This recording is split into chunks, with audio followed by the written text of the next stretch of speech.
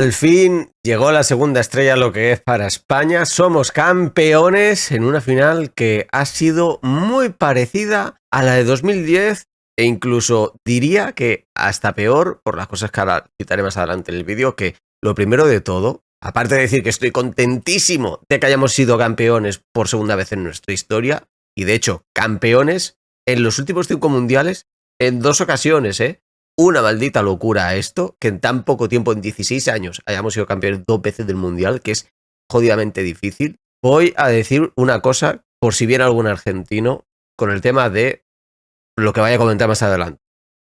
Respeto total para lo que ha sido la historia de Argentina y los jugadores que han salido argentinos, pero ahora lo que voy a comentar de lo que fue el partido y lo que fue esta Argentina es un insulto para la historia del fútbol de vuestro país. Y sí, es un insulto y una falta de respeto, además, al fútbol.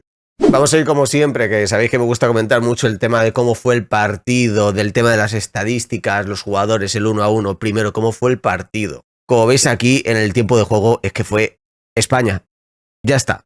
Quitando los últimos 10 minutos de la prórroga, ¿vale? De esos 15 que hay en cada parte de los tiempos extra, pues diría que los últimos 10 minutos, porque se añadieron 5 minutos de añadido en esa segunda parte de la prórroga, no sé de dónde, el partido fue de España por completo. Solo jugó España. Argentina no jugó a nada. Es así, es una realidad. De principio a fin, tan solo España fue quien se dedicó a jugar. Y ahora aquí es cuando me hago el zoom, y ahora que habéis visto el tipo de ataque, puedo hablar más en detalle de lo que fue el partido, y ahora luego os muestro estadísticas y el 1-1. ¿Qué hizo Argentina? ¿Qué hizo Argentina? No hizo nada. O sea, España todo el rato con el balón, moviendo de un lado a otro, llegando a la portería del Dibu, que el Dibu fue el único argentino el día de ayer que se dedicó a jugar. El único.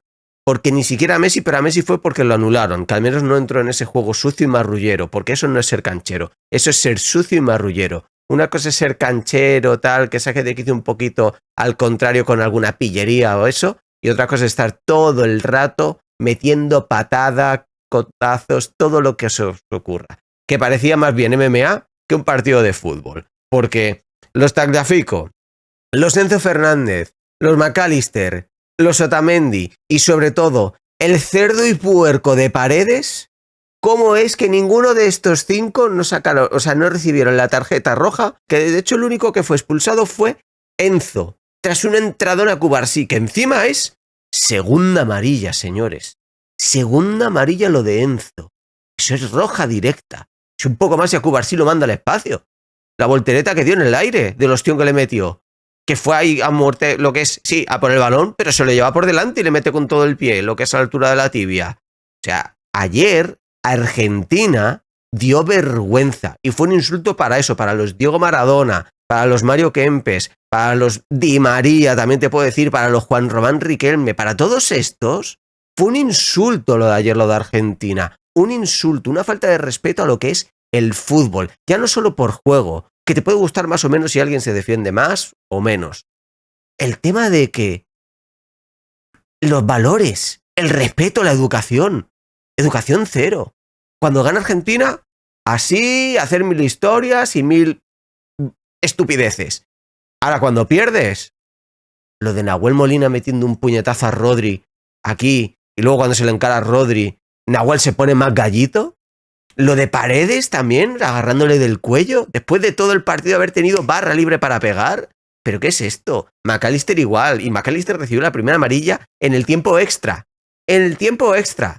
Paredes eso jugó de gratis. Tagliafico, que hizo la primera parte de Tagliafico contra Lamine, todo el rato lo que es al cuello ya de huello que hubo en una, que yo digo, madre mía, como lo enganche de verdad de lleno con los tacos por detrás en el gemelo. O sea, yo estaba flipando, estaba de los nervios. Argentina se dedicó a pegar patadas, empujones, codazos y hacer un juego sucio y marrullero, que no canchero, que es muy diferente, muy, muy diferente. Y por eso digo que para mí, lo que hizo la Argentina de Scaloni el día de ayer, o sea, es muy diferente a la de 2022. Que la de 2022, en esa final contra Francia, sí que se dedicó a jugar y dieron un tremendo partidazo a ambas selecciones, y el día de ayer, la única selección que se dedicó a jugar al fútbol fue la selección española, que España dominó de principio a fin con lo que es el fútbol. jugando y no pegando. Que yo digo, tú puedes jugar un poco más defensivo o más ofensivo, como tú veas, pero nunca haciendo eso. Fue una vergüenza. Había muchas similitudes con el Mundial 2010. Bueno, la final fue muy similar, porque además lo fue, porque Holanda en ese partido fue también sucia, pero ni punto de comparación con lo de ayer. O sea, así estoy con la voz, porque aparte del gol y de estaba así con la voz, o sea, estoy así con la voz por esto. Porque era surrealista que el árbitro no marcara faltas, cartulinas, o sea, agarrones dentro del área, porque sí, el gol que anularon a Nico, a mí me lo tienen que explicar el por qué, ¿eh? No, es que hay un pisotón. ¿Qué pisotón? ¿Qué pisotón hay ahí, por favor? Luego, el fuera de juego de Ferran, ¿te lo tienes que creer que de verdad está un fuera de juego? La imagen se en 3D, cuando luego la ves en la imagen tal cual de esa que toman para lo del 3D, y está mucho más cerca, que no sabes si de verdad es fuera de juego o no, pero te lo tienes que creer. Yo ya pensaba que el gol de Ferran, el que al final nos dio el título, yo creía que lo anulaban. Pero por suerte se hizo justicia, porque la palabra es justicia. Y España fue mejor dentro y fuera del campo, cosa que ayer Argentina no. Y yo vuelvo a decir, respeto lo que era la historia del fútbol argentino y los jugadores que han pasado, pero estos que están ahí, quitando un par de jugadores, quitando un par, el resto, los que están ahí, guarros y puercos. Terrible el partido de Argentina ayer. Terrible los McAllister, los Enzo, los Tagliafico, de verdad, o sea, es que no. Fue terrible, pero en fin. Y ahora vamos a ir al tema de las estadísticas, porque para que gente como la Cobra, que dice que no le pegaron un repaso ni un baño a Argentina, bueno, pues si no es pegar un baño con ya no solo la posesión, que la posesión es en realidad para mí lo que menos, sino de que 20 tiros totales y Argentina 2, de los cuales en los 90 minutos Argentina 0, y tu portero hace 11 atajadas, 11 de 20 tiros, me dirás si no es baño o no. Las estadísticas están ahí. Fue un repaso el que le metió a España de principio a fin, a Argentina, siendo totalmente objetivos y no porque sea de España. O sea, le metió un repaso el día de ayer. Anuló por completo a Leo Messi, el mejor jugador de Argentina. Por completo. No pudo hacer nada en lo ofensivo ni en la creación del juego. Cero Messi. Anuladísimo. Julián igual. No pudo hacer nada cuando Julián ha venido de menos a más en el torneo. Y España ha anulado por completo todo el ataque de Argentina.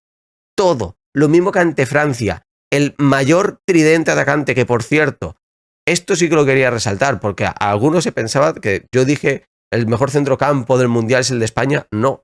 Desde el primer día, y está el vídeo de la fase de grupos, dije, el mejor centro de campo del Mundial es el de Portugal.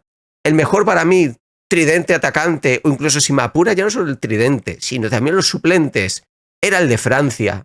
La defensa está igualado, ¿vale? Hay un montón de equipos que tienen muy buena defensa, sin ir más lejos la de Argentina, ¿vale? Tiene muy buena defensa. Y porteros igual, habían mejores porteros que Unai. Pero es que como equipo, en este Mundial, no ha habido ninguno como España. Como equipo no ha habido ninguno. Y hemos anulado eso. A la mejor Francia, que venía como pitola de ser campeona, porque era la favorita, incluso yo lo dije, la favorita para este Mundial es Francia, y le hemos anulado por completo en las semifinales, y ahora llega la final, y anulamos por completo a Argentina. Pero el árbitro se encargó de llevarlo a los tiempos extra, porque el árbitro fue terrible, con todo, con absolutamente todo y cada decisión que había en el terreno de juego. ¿Cuánto le pagaron? De verdad, ¿cuánto le pagaron? Me diréis que no es para mal pensar con todo lo que ocurrió el día de ayer. Que yo estaba flipando, estaba alucinando. No tenía sentido. No tenía nada de sentido. Y encima luego ves ahí a Donald Trump, Infantino, que a Infantino de hecho pilló a Messi, ¿sabes? Cuando estaba poniendo la medalla, que Messi se quería ir, e Infantino le seguía hablando y tal. Pero ¿qué trato es este? ¿Qué trato es este? El presidente de la FIFA no puede hacer esto solo porque te llames Messi o te llames Paquito. O sea, no. Tienes que tener un trato igualitario a todos. Punto. Eres el presidente de la FIFA. Estás representando una organización, de hecho la más grande del fútbol, y eres una cara pública. ¿Qué haces? ¿Qué haces? Que se te ve el plumero. Y ayer se vio. Que ya dije, lo de Holanda fue descarado lo del arbitraje, porque fue descarado, sobre todo la entrada esa que recibió Xabi Alonso. Pero es que ayer con VAR se estaba haciendo el mayor robo en la historia de los mundiales. Con VAR, señores. Con VAR. Es inexplicable todo lo que ocurrió ayer a nivel del arbitraje. Pero España es campeona por segunda vez en 16 años. De hecho, muy parecido a lo de Francia, que su primera estrella llegó en el 98 y la segunda en 2006. España lo consigue en 2010 y ahora en 2026. Y quiero decir de que todo esto, si no llega a ser por Luis Aragonés, no se tiene. Porque don Luis Aragonés, que alguno todavía se confunde con lo de no, España es gracias al Barça de Guardiola. No, un poquito de historia ahí en plan en un minutito o dos.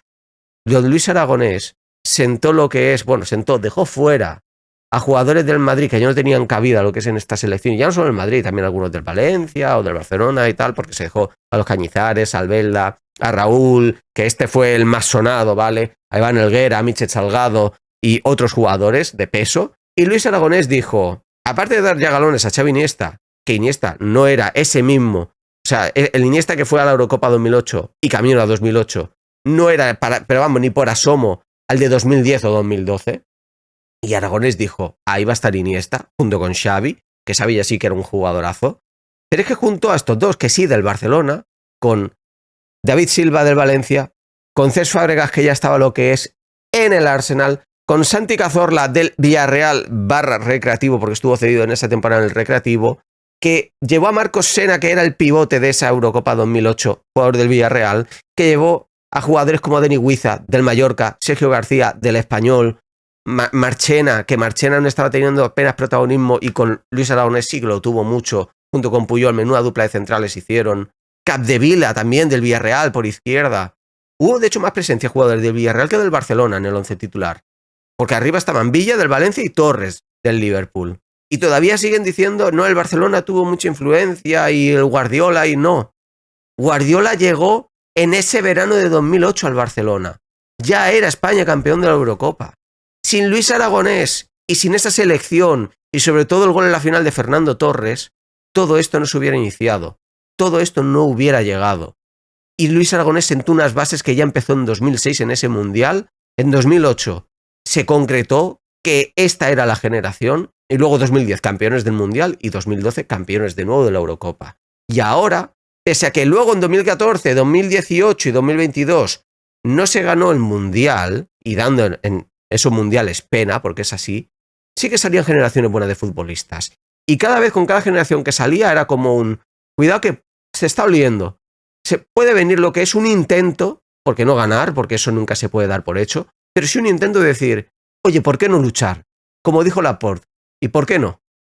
¿Por qué no ser campeón? Que también, pedazo de dupla de centrales, la que han formado Laporte y Cubarsí. Y así fue. Ha llegado esta generación que venía de ser campeona de Europa, ganando en esa final ante Inglaterra, viene de ser también campeona de la Nations League y ahora es campeón del Mundial. Qué barbaridad lo de esta selección. Desde el portero hasta el último jugador.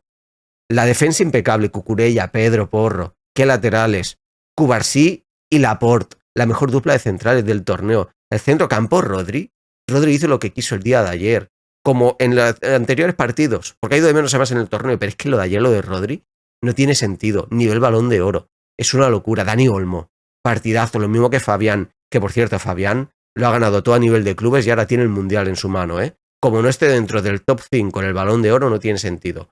Fabián es un jugadorazo. Las bandas, Baena Lamine, pese a que Lamine no ha estado a su mejor nivel, porque no lo ha estado, y para mí, del 11, por desgracia ha sido el peor, pero dentro de que fuera el peor, incluso él sabiendo, porque él lo sabe, porque ahí en la celebración se vio que estaba así contento, pero a la vez estaba con rabia por el nivel que mostró al final, porque es así, es una pena de Lamine.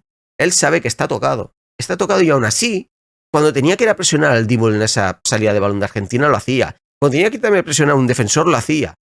Y eso me encantó, me gustó, porque aún así lo intentaba y luchó. En eso le aplaudo a Lamine. Y Baena lo mismo, también haciendo esa misma función, presionando, asociándose con los compañeros ahí, sobre todo con Olmo. A Oyarzábal, pese a que no tuviera su partido de cara a portería, que ha ido de más a menos, por ejemplo, Oyarzábal, también luchando y desfondándose y asociando con sus compañeros.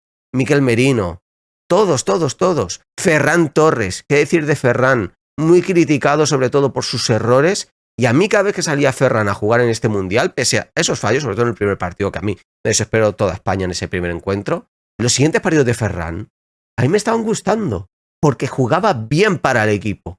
Jugaba muy bien. Lo único que le faltaba era el gol. Y llegó en el momento más importante, el de la final. Y gracias a Ferran Torres, somos campeones.